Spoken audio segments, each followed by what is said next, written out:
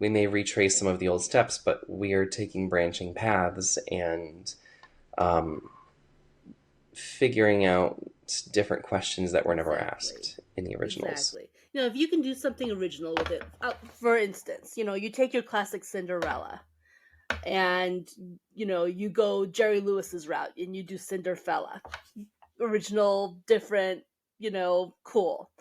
Or, what's her name? Drew Barrymore with Ever After. Different slant. It Love was that. very well done. Hmm. It was not your typical Cinderella story. It was a different angle. Still the basic story, but just a very different angle. That I can respect. But when you're doing the same stale story, like you said, it's like, what's the point? And you know, that's where you have to give. No one wants Yeah, the yeah. Go ahead, please. This is Please go ahead.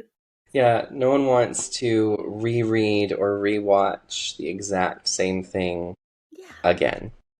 and why would You you? know, I think of, you know, and I think of, oh, what was it? There was a Cinderella story that Hilary Duff was in at one point, and I thought that was quite good when it came out. It gave it a modern kind of spin. It's set in high school, so it appealed to me. At that time, I was pretty young when it came out. Um, but then there was a Selena Gomez, Oh, another now Cinderella that one was story, good. I and I'm liked like, that one with the music.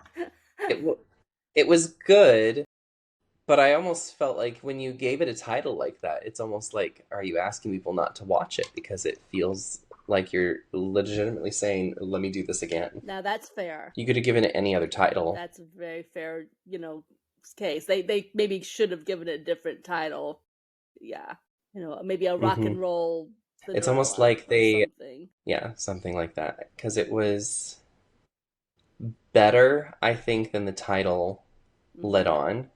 And had they given it a different title, it might have come out of the shadow of a Cinderella story with Hilary Duff. Because if I'm looking for that, the Hilary Duff one is always going to be the one that I pull up.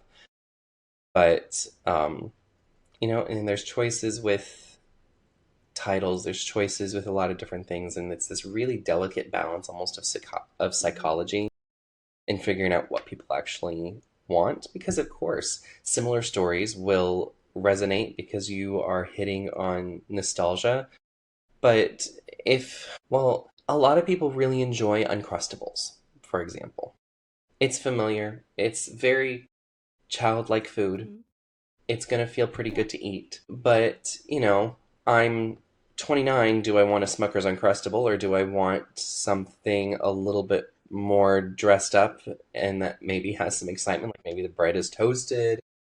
After the sandwich is put together, maybe it's almond butter or cashew butter rather than peanut right. butter, and something a little bit more exciting than grape or strawberry jelly, and maybe has some actual chunks of fruit in it or something like that.